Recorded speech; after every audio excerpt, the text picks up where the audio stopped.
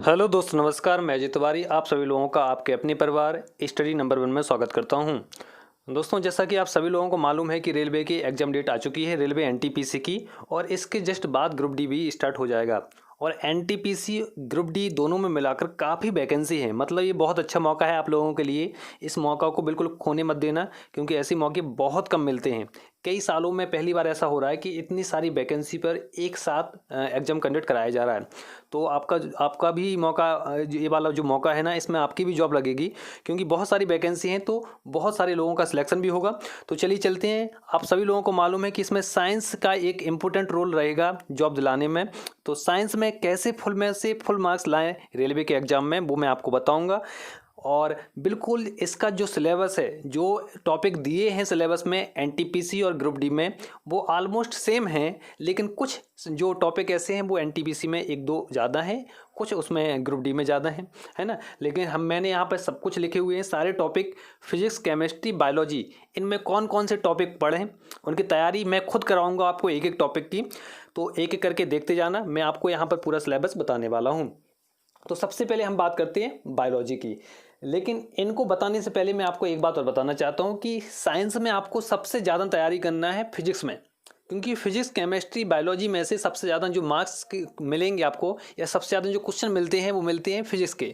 Second number पर biology और third पर केमिस्ट्री के क्वेश्चन आते हैं। तो इसलिए फिजिक्स पे आपको सबसे ज़्यादा मेहनत करनी है, फिजिक्स और बायोलॉजी पर। तो यहाँ पर बायोलॉजी की बात करते हैं। तो बायोलॉजी में जो सिलेबस दिया है आपका, सबसे पहला है यहाँ पर जो इन्वायरमेंट, या जिसको हम बोलते हैं पर्यावरण। तो पर्यावरण के बारे में आपको नॉलेज होनी चाहिए कि पर्यावरण होता क्या है, पारिस्थितिकी तंत्र क्या होता है, पर्यावरण के घटक क्या होते हैं, जैविक घटक अजैविक घटक, ये सारी चीज़ें, ये सारे के सारे मैं आपको समझाऊंगा बहुत अच्छे से, आपका ये टॉपिक क्लियर कराऊंगा। क्योंकि यहाँ से जो टॉपिक दिए हैं कम से कम वो तो आपको अच्छे से आने चाहिए। इस सिलेबस के टॉपिक हैं तो आपको बहुत अच्छे से बनने चाहिए। दूसरा टॉपिक है यहाँ पर लाइफ साइंस। थर्ड नंबर पे लिखा है लिविंग ऑर्गेनिज्म, मतलब जीव जंतु के बारे में। इसके बाद लिखा हुआ है फोर्थ नंबर पर लाइफ प्रोसेस इन प्लांट, कि प्लांट जो होते हैं, पेड़ पौधे होते हैं, इनकी लाइफ प्रोसेस क्या होती है। इसके बाद आनुवांशिकता और विकास के बारे में। फिर रोग कारण और इनके इलाज, कि जितने भी रोग होते हैं आपको मालूम है, कवक से होने वाले रोग, जीवाणुओं से होने वाले रोग, विषाणुओं से होने वाले रोग, है ना। तो ये और प्रोटोजोआ से होने वाले रोग, ये आपको पढ़ना है। ये रोग कौन सा कवक से होता है, कौन से जीवाणु से होता है, कौन सा विषाणु से होता है, और इन रोगों से कौन सा शरीर का अंग प्रभावित होता है, ये सारी चीज़ आपको पढ़नी है। तो ये सारी चीज़ देखना है ना। अब यहाँ पर एक चीज़ समझना है, यहाँ पे लिखा है जीव जंतु। तो जीव जंतु के बारे में पूरा आपको पता होगा, जैसे जिसको हम बोलते हैं एनिमल किंगडम, मतलब जंतु जगत पूरा पढ़ना पड़ेगा। ये बहुत सारे वर्ग हैं इसको, है ना।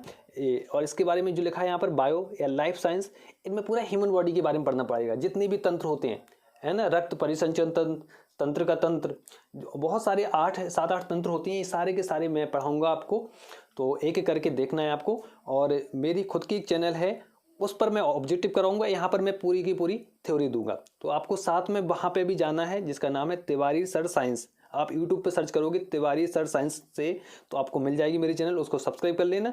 मैं पूरी थ्योरी टॉपिक बाई टॉपिक यहाँ पे कराऊंगा, और उसके ऑब्जेक्टिव आपको वहाँ मिलेंगे। और इनमें से बहुत सारे टॉपिक वहाँ पे अभी बन भी चुके हैं, तो वहाँ आप देख सकते हो। जैसे यहाँ पर लाइफ प्रोसेस ऑफ प्लांट वाला और जीव जंतुओं के बारे में आपको बहुत सारे वीडियो मिल जाएंगे वहाँ पे।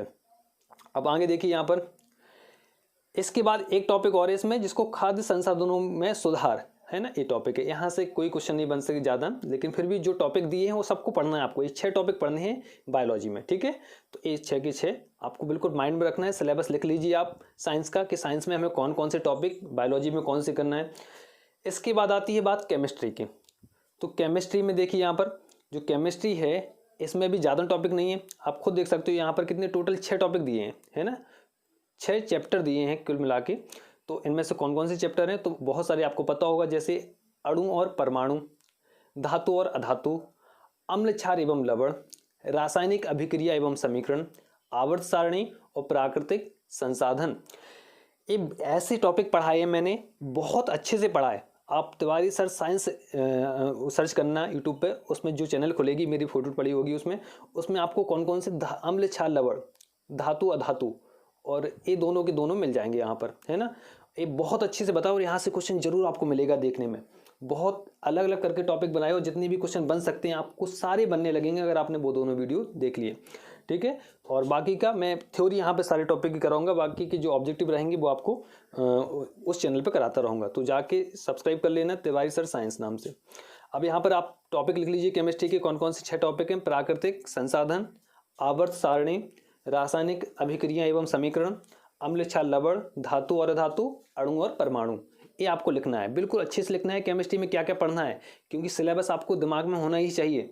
और वो सबसे ज़्यादा आपको नंबर देने वाली विज्ञान आ गई जिसका नाम है भौतिक विज्ञान। और इसमें कौन कौन से टॉपिक हैं आप देख सकते हो, इसमें आपको मिलेंगे।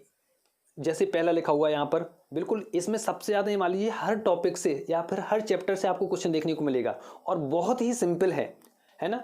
वैसे तो तीनों ही साइंस सिंपल होती है, फिजिक्स केमिस्ट्री बायोलॉजी, ये तीनों ही सिंपल हैं। थोड़ा सा केमिस्ट्री टफ पड़ जाती है मेरे पॉइंट ऑफ व्यू से, कि केमिस्ट्री में जो रिएक्शन होती है उनको समझना थोड़ा सा कठिन होता है।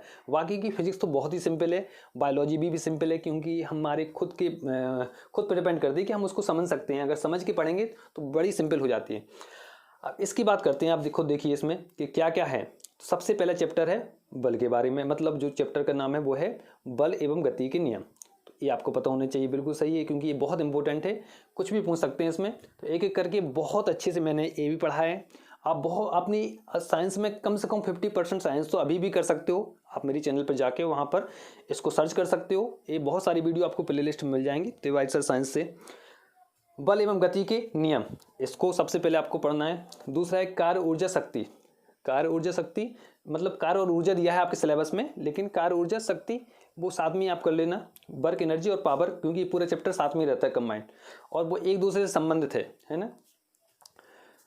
तो ये हो जाएगा। नेक्स्ट है साउंड, ध्वनि, बहुत इंपॉर्टेंट है। जो ध्वनि होता है, ध्वनि तरंगें होती हैं जो, इनकी विशेषताएं, तारत्व, गुणता, मतलब जितनी भी है कितने प्रकार की होती हैं, इनकी विशेषताएं क्या क्या हैं, है ना। और बहुत सारे क्वेश्चन बनते हैं, पिच वगैरह आपको पता होना चाहिए। इसके अलावा सोनार, राडार, सब इससे संबंधित हैं।